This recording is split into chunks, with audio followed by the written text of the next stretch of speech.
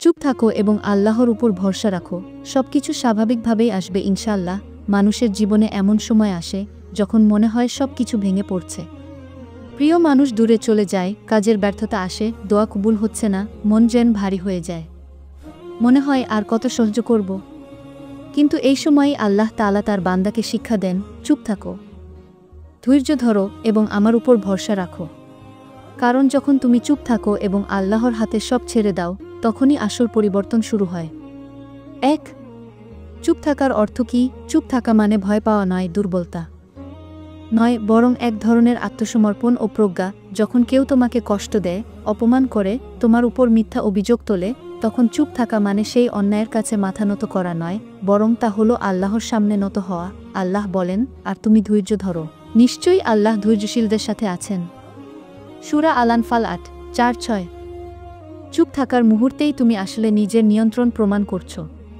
কারণ যে নিজেকে নিয়ন্ত্রণ করতে পারে সেই প্রকৃত শক্তিশালী। রাসূলুল্লাহ বলেছেন, বলবান সে নয় যে কুস্তিতে জিতে যায়, বরং প্রকৃত বলবান সে যে রাগের সময় নিজেকে সংযত রাখতে পারে। সহিহ বুখারী। অতএব চুপ থাকা মানে নিজের ঈমানের পরীক্ষা উত্তীর্ণ হওয়া। ২. আল্লাহর উপর ভরসা রাখো। তাওয়াক্কুল অর্থ হল নিজের সামর্থ্যের সব কিছু করার পর ফলাফলের দায়িত্ব আল্লাহর হাতে তুলে দেওয়া। মানুষ ভাবে, আমি চেষ্টা করছি তবুও ফল আসছে না, কিন্তু আল্লাহ বলেন, যে ব্যক্তি আল্লাহর উপর ভরসা রাখে তার জন্য আল্লাহই যথেষ্ট। সূরা আত-তালাক ৬:৫-৩। এই আয়াতে আল্লাহ স্পষ্ট করে দিলেন, তুমি যদি একান্তভাবে তার উপর নির্ভর করো, তাহলে তোমার দুশ্চিন্তা, ভয় ও হতাশা সব কিছুই আল্লাহর ইচ্ছায় সহজ হয়ে যাবে। তাওয়াক্কুল মানে বসে থাকা নয়, বরং চেষ্টা করা এবং সেই চেষ্টার পর আল্লাহর সিদ্ধান্তকে মেনে নেওয়া। ৩. কেন আল্লাহ আমাদের চুপ থাকতে বলেন? কারণ যখন আমরা অস্থির হই, অভিযোগ করি, কষ্টে চিৎকার করি, তখন আমরা আসলে নিজের ভরসা হারাই। কিন্তু চুপ থাকা মানে নিজের মনকে শান্ত রাখা এবং আল্লাহর কাছে নীরবভাবে অভিযোগ জানানো। যখন তারা অন্যায় করে, তখন বলো, আমাদের জন্য আল্লাহই যথেষ্ট এবং তিনিই উত্তম অভিভাবক। সূরা আলে ইমরান ৩:১-৭-৩। যখন তুমি মানুষের সাথে ঝগড়া না করে বরং আল্লাহর কাছে চুপচাপ অভিযোগ করো, তখন তুমি আল্লাহর সবচেয়ে কাছাকাছি হয়ে যাও। চুপ থাকা আল্লাহর নিকটে যাওয়ার একটি পথ। ৪. চুপ থাকার শক্তি। নীরবতার মধ্যে রহমত। নীরবতা অনেক সময় দোয়ার মতোই কাজ করে। যখন তুমি কাউকে উত্তর না দিয়ে শুধু বলো, আল্লাহ সব দেখছেন, তখন তুমি আল্লাহর দৃষ্টিতে এক বিশেষ মর্যাদা অর্জন করো। হযরত আলী বলেছেন, যখন তুমি অন্যায়ের জবাবে চুপ থাকো, তখন তোমার নীরবতা আসমানে দোয়া হয়ে ওঠে। অর্থাৎ তোমার নীরবতা আল্লাহর কাছে পৌঁছে যায়। মানুষ না বুঝলেও আল্লাহ বুঝে যান তোমার চোখের পানি, তোমার ধৈর্য, তোমার আশা। ৫. সময়ের সঙ্গে সব কিছু স্বাভাবিক হয়, এটা আল্লাহর প্রতিশ্রুতি। কোনো দুঃখ বা কষ্ট কখনো স্থায়ী নয়। আল্লাহ বলেন, নিশ্চয়ই কষ্টের সঙ্গে রয়েছে স্বস্তি। সূরা আশ-শারহ ৯:৪-৬। দুঃখ ও কষ্ট যেন এক জোড়া জুড়ি, একটির পরে অন্যটি আসে। তুমি যদি এখন কষ্টে থাকো, তাহলে জেনে রাখো তোমার পরবর্তী সময় শান্তিরই হবে। এই দুনিয়া কোনো এক জায়গায় থেমে থাকে না। আজ যারা তোমাকে কষ্ট দিচ্ছে, কাল তারা নিজের কষ্টের মধ্যে পড়বে। আর তুমি যদি চুপ থেকে আল্লাহর উপর ভরসা রাখো, আল্লাহ তোমার মর্যাদা উঁচু করবেন ইনশাআল্লাহ। ৬. যখন আল্লাহ দেরি করেন, তখন তিনি আসলে প্রস্তুতি নিচ্ছেন। আমরা অনেক সময় মনে করি, আল্লাহ আমার দোয়া কবুল করছেন না। কিন্তু আল্লাহর দেরি করা মানে প্রত্যাখ্যান নয়, বরং আল্লাহ তোমাকে আরও ভালো কিছুর জন্য প্রস্তুত করছেন। তুমি হয়তো কোনো কিছু অপছন্দ করছো, অথচ তাতেই তোমার জন্য কল্যাণ রয়েছে। সূরা আল-বাকারা ২:২-১-৬। অতএব তুমি শুধু ধৈর্য ধরো এবং বিশ্বাস রাখো যে যা তোমার জন্য নির্ধারিত তা তোমার কাছেই আসবে ঠিক সময়ে। ৭. কষ্টের সময়ে নীরবতা কেমন হওয়া উচিত?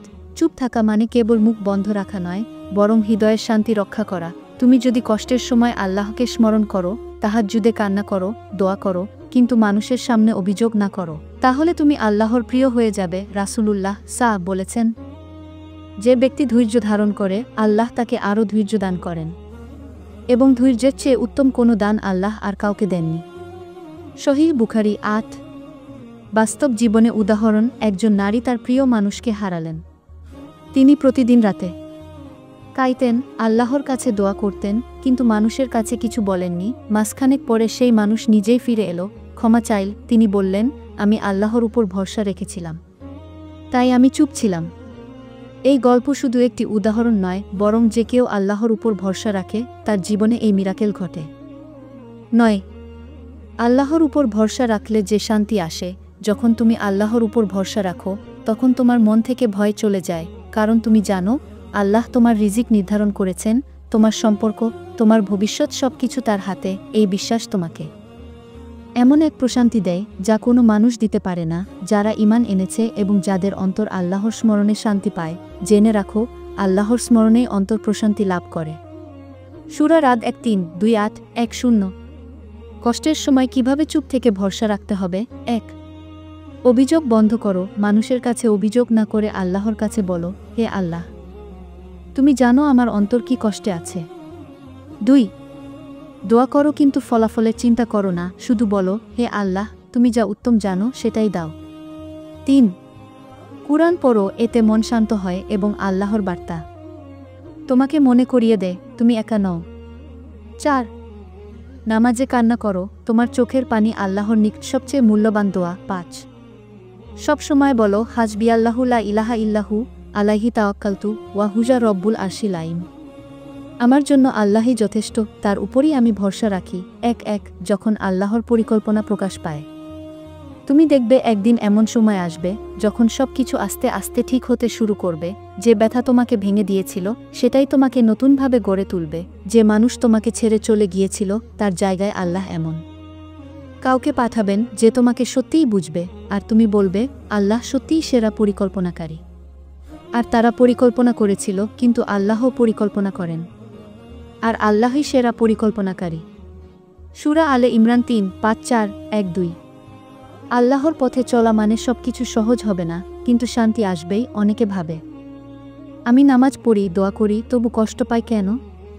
কারণ আল্লাহ তোমাকে শাস্তি দিতে চান না, বরং তোমাকে আরও শক্তিশালী, আরও পবিত্র করতে চান। যে মানুষ আগুনে না পড়ে সে সোনা হয়ে ওঠে না, তেমনি পরীক্ষার আগুনে না পুড়লে হৃদয় আল্লাহর নূরে পরিশুদ্ধ হয় না। 1-3। শেষ কথা, চুপ থাকো, ধৈর্য ধরো, আল্লাহর পরিকল্পনা দেখো। জীবনের প্রতিটি অধ্যায় আল্লাহর লেখা, তুমি শুধু সেই গল্পে ধৈর্যের চরিত্রে অভিনয় করো। চুপ থাকো, কাঁদো, দোয়া করো, কিন্তু হতাশ হয়ো না। একদিন তুমি পেছনে তাকিয়ে দেখবে তোমার প্রতিটি অশ্রু আসলে তোমার জন্য রহমত ছিল। উপসংহার, চুপ থাকো এবং আল্লাহর উপর ভরসা রাখো। এটি কেবল একটি উপদেশ নয়, এটি এক জীবনবোধ। তুমি যতই কষ্টে থাকো না কেন, মনে রাখো আল্লাহ তোমার দোয়া শুনছেন, তোমার নীরবতা গুনছেন, তোমার কান্নাকে কবুলের পথে রূপ দিচ্ছেন। একদিন তুমি হাসবে, বলবে, আমি চুপ থেকেছিলাম আর আল্লাহ আমার পক্ষে কথা বলেছেন। ইনশাআল্লাহ।